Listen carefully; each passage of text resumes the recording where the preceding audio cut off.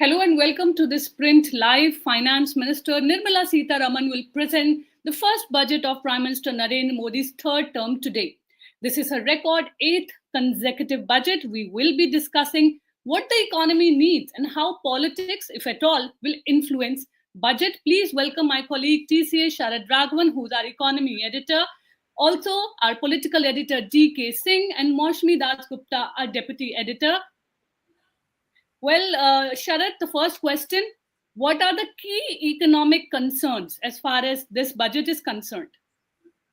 Hi Neelam. So this budget actually is quite tricky for the government because, as we know, the Q2 data and even the Q1 data, the GDP growth was lower than expected.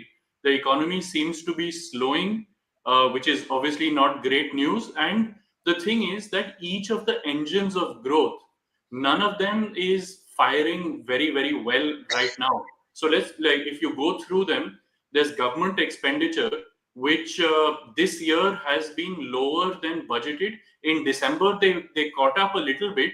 Actually, they caught up quite significantly, but the April to November period it saw quite a shortfall, and there is a doubt whether they'll be able to meet their targets for this year, and that's a big issue because over the last few years in the post-pandemic period, it's been government capital creation that has been driving economic growth. So as that starts shrinking, then economic growth starts faltering.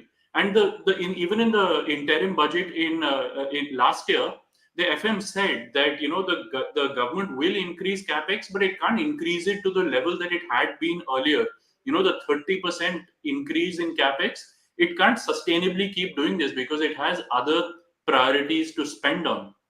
Then you have consumption. Consumption seems to be faltering, especially urban consumption, which is a concern because right now rural consumption is doing well, but that's driven in large part by a decent monsoon that we had. But you don't know next year, if God forbid there is a poor monsoon, then again rural consumption will falter. Urban consumption is not that, it doesn't depend that much on the weather, but that has been slow, and that's been slow because incomes haven't been rising, real wage growth has been kind of flat, and inflation has been high. So people are buying smaller units of things like toothpaste and other FMCG goods, or they're choosing to buy from the not the big players. They're buying cheaper uh, variants of the same product. So urban consumption has been a problem.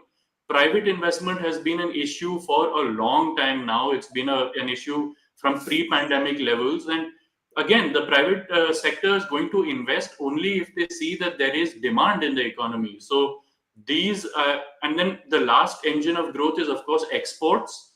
Uh, Now, services exports have been doing well, and they've been doing well for a while, but our merchandise exports haven't been doing well, and that's for two reasons. One is that the global economy isn't that strong, so demand is not that much. But on the other hand, India is not that competitive. Our share in global exports has been about 3% or less than 3% for a very long time now. And we haven't been able to capitalize on this China plus one model where people are trying to move away from, using only China for their supplies. Countries like Vietnam and all have been capturing much more of that share. India hasn't been. So all of the engines are weak. And so the budget needs to kind of kickstart quite a few of these engines, whether it kickstarts capital investment or it kickstarts private demand consumption through tax cuts. I mean, we'll need to see. These are the things that the budget needs to work through. Well, the budget will be officially presented at 11 a.m. There are a number of expectations. Everyone is asking for an income tax cut. Is that likely? See, an income tax cut, it is likely, but I don't think it'll be as much as people would want, and I don't think it'll be in the brackets that people are calling for. The government so far has been focusing on giving tax relief to the lower income brackets. Now, I've argued before in my previous columns that this is a great welfare measure, and it's very, very essential to give relief to people in that bracket. But as a boost to the economy, you need to also give relief to slightly higher income groups, because these are the people who can use their disposable income to actually boost the economy. They go out and they travel, they go to restaurants, they watch movies, all of that. So you put a little more money in their hands and you'll see demand coming back. Now, whether it will happen or not is a tough question, because, as I said, the capital expenditure has been a main driver of growth in the past. And so, if in this budget the government decides that again we need to push forward with capital expenditure, it needs to then balance this out, right? Because if it does a tax cut, its revenues will fall, but at the same time, it needs to increase its expenditure. And third, at the same time, it needs to maintain a fiscal balance, because it has committed to meeting a fiscal deficit target of 4.5% by this year. And it seems to be on track to doing that. So these are these three things that the government is going to have to juggle. And yeah, I think an income tax cut is likely, but possibly not as large as people would like to see.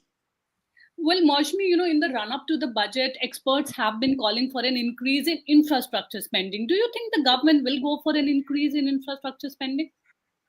Well, Neelam, we will have to wait for another 2 hours to see if Finance Minister Nirmala Sitharaman, increases the infrastructure spending. But Mhm. going by the past trend, the government's thrust has been on infrastructure, and there has been an increase in infrastructure sector allocation. So, compared to 2023 financial year, for instance, where the total budgetary outlay for infrastructure ministries, for the main infrastructure ministries, was to the tune of 3.7 lakh crore. It increased to 5 lakh crore in the current financial year, the 2024-25 financial year.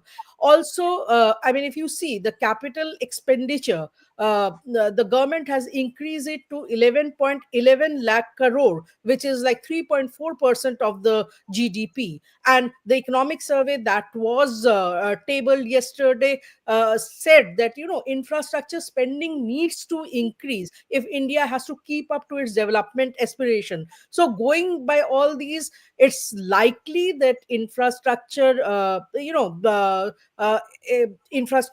allocations, sector allocations might increase, but uh, we are unlikely to see announcement of big bang projects. Last in the last budget, in June 2024, Nirmala Sitharaman did not announce any big ticket infrastructure project. In fact, I mean, her whole thing was about fiscal consolidation. So we'll have to wait and watch to see if she maintains that whole trend of fiscal consolidation and completing the plethora of infrastructure projects, instead of announcing big bang projects. Well, And because I, yes, just please, Sharad. Yeah. Yeah, so just to add to that, I mean, if you look, I've spoken to quite a few industry leaders, private sector participants, and the feeling that they're getting is that Modi 3.0 seems to be kind of running on autopilot as far as policy prescription is concerned. There seems to be this tendency that we've done a lot already, and there are no big ideas that have come so far. So there's a lot riding on this budget to dispel that notion that there are no big ideas. Because if I remember correctly, I think the last big policy idea was their entire public sector enterprises policy that they announced just after the pandemic, that we will the government will exit from all non-strategic sectors, and even in strategic sectors it will maintain a minimum presence. But the thing is that even in that policy, there's been no real action, and in fact, the government seems to be reversing that, where it's been, infusing capital in a lot of public sector companies. The focus seems to be more on getting dividends from them rather than selling them off. So, in terms of policy and in terms of big ticket announcements, there's been a shortage so far in the last year or two. So there's a lot riding on this budget. Well, policy and politics, they always go hand in hand. So, DK, I would like to ask you how much of politics is going to shape this budget? Well, Neelam, whenever you have an elected government, there is bound to be politics in everything, in the budget, of course. You remember in 2017 when the date of the presentation of the budget was changed? It used to be presented sometime towards the February end, in fact, in the past. During Arun Jaitley's tenure, I think in 2017, it was advanced to the 1st of Feb. Now, the ostensible logic given to us was that you needed some time before to basically before the financial year. You wanted to some time to basically put the policy framework in place, but that was the reason given by that was the official reason. But we knew what was happening.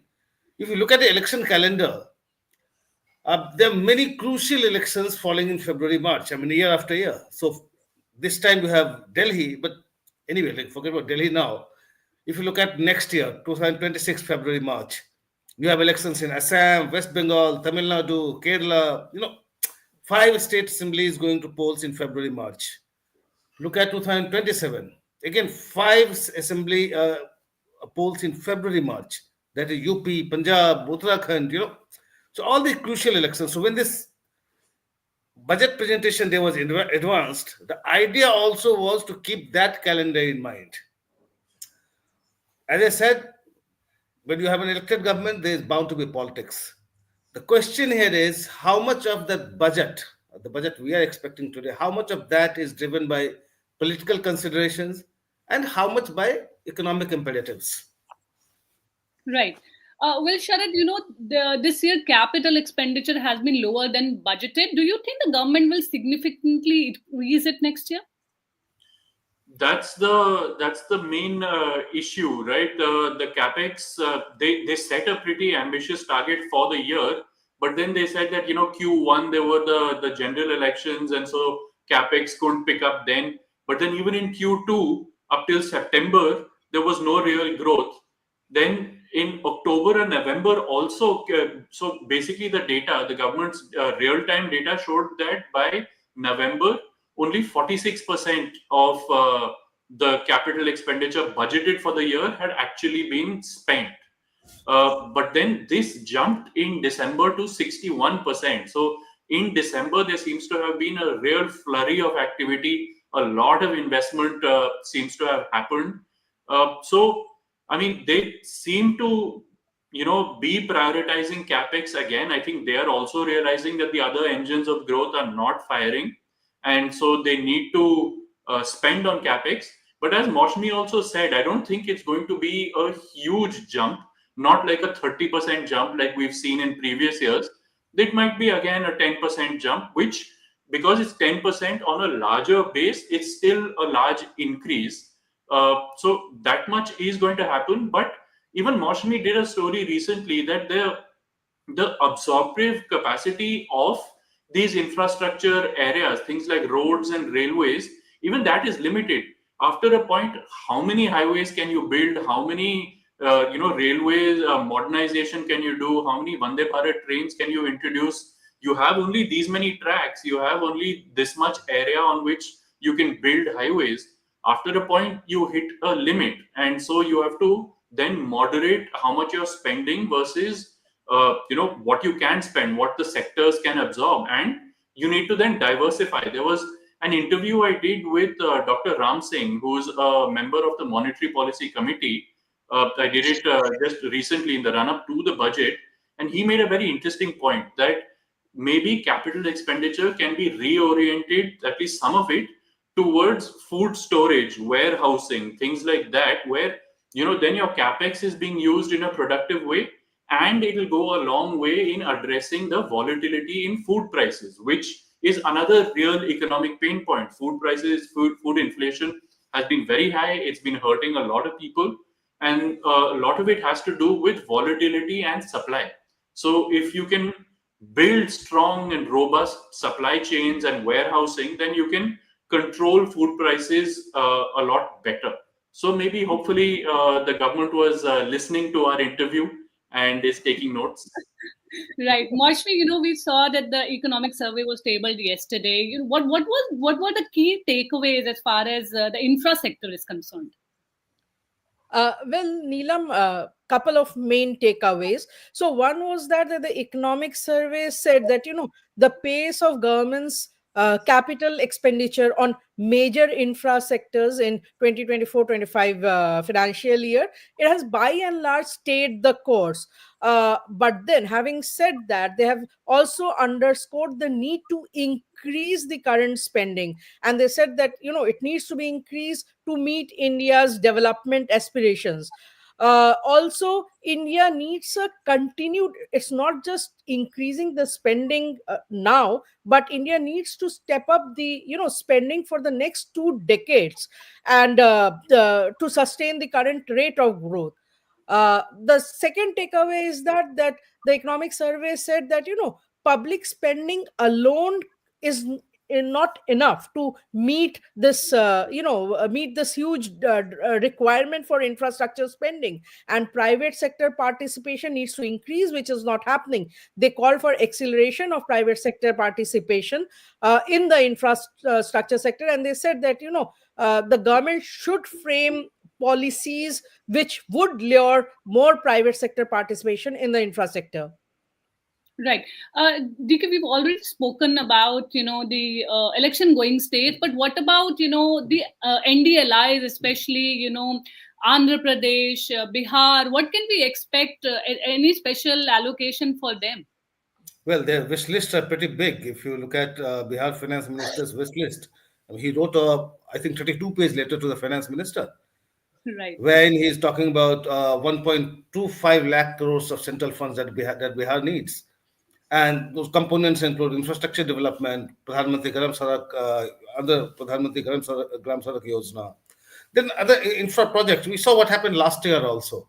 And because JDU and TDP are such crucial component to this NDA, for the survival of the government, we saw what happened. I mean, we saw for Andhra, for instance, you had this commitment to facilitate funding for Amravati Capital City Development Project for 15,000 crores. And what has happened? So far, you have about, I think, ADB and World Bank, they have together committed around 13.6 thousand crores, I guess, must be that much. Yeah, yeah, But the yeah. interesting thing is, when the finance minister announced that in the last budget, it was supposed to be, the word was like, center will facilitate. As we learned, that center is the actual borrower. It's not the state. So center will be paying for that. So 13,600 crores already delivered. I mean, it has been sanctioned whenever it comes to the state. We'll see. Then there's 15,000 crores of commitment for your Polavaram project. Now for Polavaram, there was no. I don't think it was 15,000 crore. Must be how much was this for the Polavaram? So Polavaram, so far the center has That's released. 700 crores so far, right? So Yeah, total yeah, commitment is not given, but the center has delivered on these two. This time again, we have heard how Chandrababu Naidu has been talking to his MPs, asking them to raise demands for more projects for their state. And I think the right on top of the list is Godavari Krishna River Linking Project, which yeah. which the estimated cost of what 80,000 crore must be, if I'm not right. 80,000 If I'm crores. not wrong, yeah. Yeah. It's a big deal, and then more and more funds from the center. So you have this pressure coming from Andhra, but the center's priority right now will also be Bihar, because Bihar is going to polls in October, November. Right. So let's see what happens there. Last year, I think there were total projects worth about 59,000 crores, mostly in the infrastructure sector. Basically, that kind of commitment was there in the last budget. Let's see what happens this time. What the finance minister of Bihar has demanded, how much the center delivers on that. But our concern now, as a part of the middle class, I mean, I'm more invested in what Sharad was talking about. You have Delhi elections just 4 days from now, and in Delhi, in fact, we have substantial chunk of the middle class. So while there is larger concern of the middle class, I mean, across the country, now if you look at the Delhi elections, probably you will expect something, some kind of incentive to them in the budget. Let's see what happens. Right.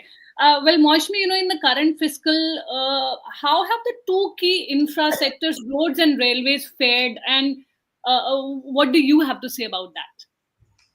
Well, in this 2024-25 financial year, if you see, I mean, the two key infra ministries, road and railways. So, I mean, the progress there has been, I mean, moderate to low. For instance, if we talk of the road sector, there has been a downtrend of sorts where, the sector has seen a dip, not only in awarding of new projects, but construction as well. I mean, if I can give you some figures, for instance, 2023, the award of projects was to the tune of some 3,111 kilometers, which has now gone down to 3,100 kilometers. So, in fact, the downturn started from 2023 onwards. Uh, in fact, even the construction, there has been a dip in construction, and this financial year too, the highway sector is unlikely to meet the target of constructing 10,400 kilometers of road. So far, in the first 9 months of the current financial year, the highways ministry has been able to construct somewhere around 5,800 kilometers of highways. So there is a downturn of sort, but then the government is not unduly concerned about this. In the highway sector, for instance, the road sector, for instance, they are saying that they have learned hard lessons from the first phase of Bharatmala project, which saw both cost and time overrun, and they're seeing it, looking at it, this downturn, as a kind of course correction, where they complete the projects that have been awarded, and then go forward. In the railway sector, for instance, the railway sector, again, I mean, the capital spending has been to the tune of around 86%. 70 new Vande Bharat trains have been introduced. New rail corridors are under work, but uh, but the sector per se has seen moderate growth in this current financial year. So I don't see, I mean, announcement of big ticket projects in the two sectors. But the infrastructure, I mean, the capex can likely go up, but not any big bang schemes, big ticket schemes for these two In fact, sectors. Moscow, that ties up well with what Sharad is saying. Like this capex focus on roads and railways, I mean, they have to diversify. Yeah, there is a need to diversify, because like Sharad said, that how much more can you build? You have that much amount of land to where you can build the highways or put up the tracks. So I mean, you need to look at, come up with other innovative ways to divert the capex. Two Right. sectors which, I mean, In yield fact, these two dividends. sectors have more visibility. I mean, if you look at it politically, I mean, that could probably be one of the reasons. Yeah, and the slowdown can be, for instance, the Mumbai Ahmedabad bullet train project. So far, just about 47% work has been complete. There is no surety about when the train would finally start running, and this was one of the marked projects of the government. So I mean, most of these big ticket projects which were announced, I mean, they are not even halfway complete. Well, Sharad, we saw how the Election Commission has said, no specific announcements will be made for Delhi. But if you look at the mood of the nation, how do you look at it, and whether the budget can have any impact on it, how it can affect it? So, I mean, this goes right down to what DK was saying, which is he's most interested in the tax things. And this is true for absolutely everybody that I've spoken to, and, all the commentary that you see online or on news channels. The thing is that a significant tax cut, if they do manage to do it, it has a huge potential to change the mood of the nation. And the thing is that the mood of the nation is, it's an unquantifiable thing, but it's nevertheless a very important thing. Right now, if you talk to people, there's a kind of a despondency. Incomes have not increased, inflation is still quite high. So your costs are increasing, but your incomes are not increasing, and people are not feeling that great about life. And so, if you can give them some more money to take home, then first what will happen is that they'll channel a lot of this into savings in the first few months, because that's your impulse, that if you're getting some money, let me try to save it because I don't know what the future will hold. But then, if because it's through an income tax cut, it'll stay, that amount of extra money that you're getting, then they'll start spending in the economy. They'll start being like, okay, my savings are also in a reasonably healthy place, let me start, I have this more disposable income, let me start spending it. And that change in mood can actually go a long way in driving growth and demand. So I think the budget has quite a big role to play in just changing the mood, because on the other side, if people see that not much has been done on tax, then that can actually be a huge mood dampener, because there are a lot of expectations and people have voiced a lot of their pain already, and people have said that this is needed. Experts from across the board are saying that a demand boost through income tax cuts are needed. Industry voices, the CII, FICCI, a lot of their recommendations to the government have been to boost demand through income tax cuts. So if that doesn't happen in any big way, then it can be a huge mood dampener. So the budget has a big role to play on mood. Well, Sharad, I would say don't be over optimistic. As our editor in chief Shekhar Gupta wrote earlier in one of his columns, what Muslims are to the opposition, the middle class is to the Modi government. They have nowhere to go. Yep, it's true though. So, would you like to pamper them or not? I mean, it depends on their basically political assessment. Do they at all need to pamper the middle class? Absolutely, because the middle class also is not that big a voting segment. So, but as you said, they have nowhere else to go. So maybe they won't, maybe they'll just let them be. But just from the economy point of view, I think that would be quite a blow, just to consumption sentiment, as it were. I remember one of your columns, Sharad, where you argued that the middle class is not as small as as the politicians think they could be. I mean, they're not an economic class, but if you look at the estimates, they have been different studies. It goes up right from one third to half of India. I mean, they're middle class. It's not such a small chunk. Somehow, in the absence of any definition and any government data on this, probably politicians are also don't seem to be much bothered about this class. They think it's quite a small, which it is not, I guess. Right. That I think stems from the way that the income tax slabs are structured. If under the old tax system, which is still currently in play, people earning more than 10 lakhs a year are considered rich, because they are taxed at the very highest amount. Even in the new tax slab, that kicks in from 15 lakhs a year. And yes, granted, this is still higher than 90%, 95% of India.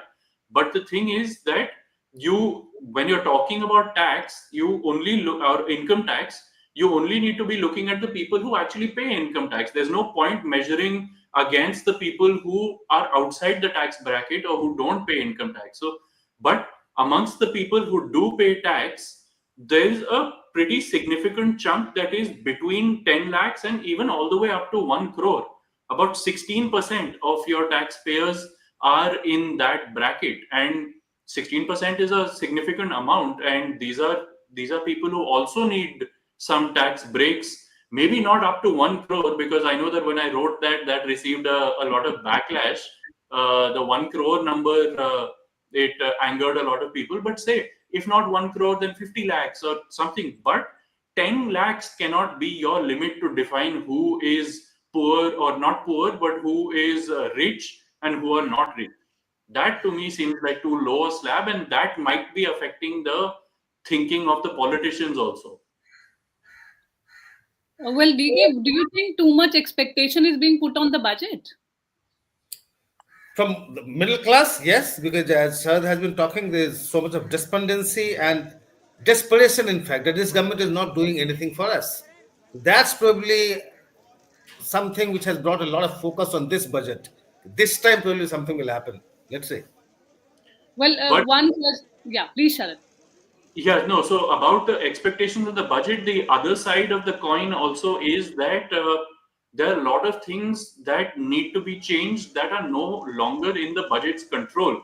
A lot of your indirect taxes, I mean, now GST is under the GST Council, it's not with the budget. And a lot of the tax burden, and especially because it's an indirect tax and it's a tax that everybody pays whenever they buy something, rich, poor, they all pay the same rate of tax. So the GST is actually quite a big burden, but the budget can't do anything on it. It's the GST Council that can. And the other thing that is important to mention, especially because 1 week after the budget, the RBI's Monetary Policy Committee is going to meet and decide whether to cut interest rates or not. But monetary policy has a big part to play in spurring demand, because a lot of consumption is fueled by taking loans. You might not have the income to buy something big right now, so you take a loan and pay it back over time. A lot of private investment also has to do with interest rates. So keeping interest rates high up till now has been hurting companies. It's been hurting people as well who are taking loans. And apart from that, last year or in 2023, the RBI clamped down on unsecured loans. Now, this was a good move from the fiscal prudence, the financial stability point of view, because these unsecured loans, they were worried that these will start turning into NPAs and things like that. But the other side of the coin is that these unsecured loans have now slowed a lot, which means that people are not taking these loans to buy things anymore, which means that they're not buying things anymore. So, there are knock on effects on the economy, and not all of it has to do with the budget, but a lot of it has to do with the budget. Well, Neelam, in we fact, are. what you can just one point here. I Yes. just wanted to make it.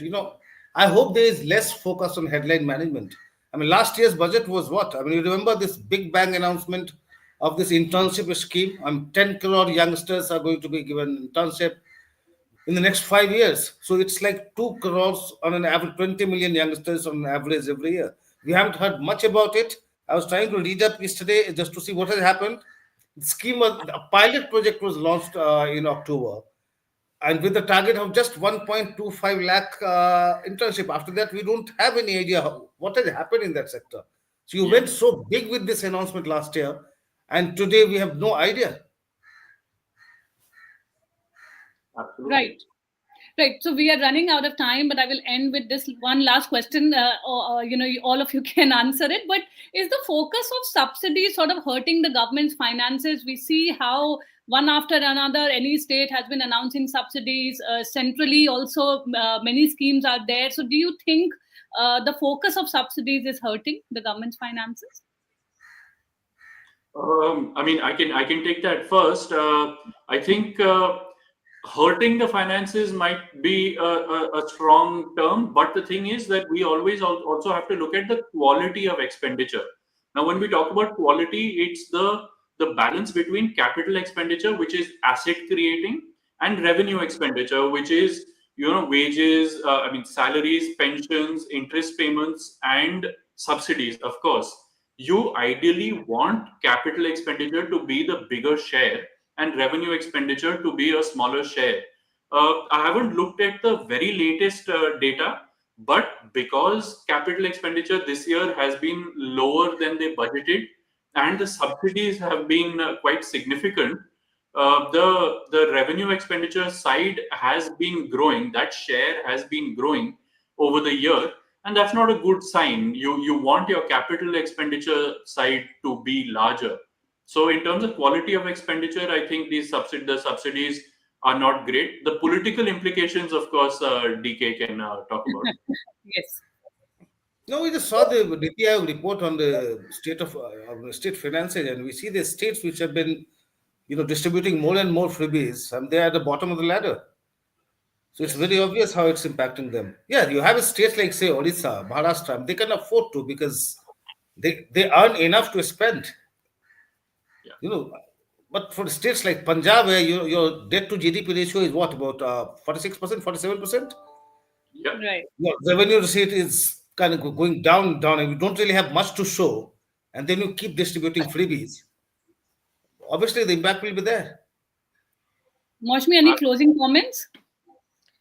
Well, I mean, as far as the infrastructure sector goes, I think that government should come up with ways to encourage more private sector participation, which is not happening, and which needs to go up. I mean, the private sector participation has been lackluster. Maybe they are cautious because of the uncertainty in respect of demand and interest rates, not only, I mean, globally, but in India as well. So they need to come up with policy measures if needed, tweaks in the current policies to encourage more private sector participation, to ensure that, I mean, infrastructure growth happens. Right. Well, thank you so much for joining in. But throughout the day, Sharad especially will be doing more lives and as well as tech stories. So please do tune into the Print's YouTube channel as well as the website. Thank you so much for joining in.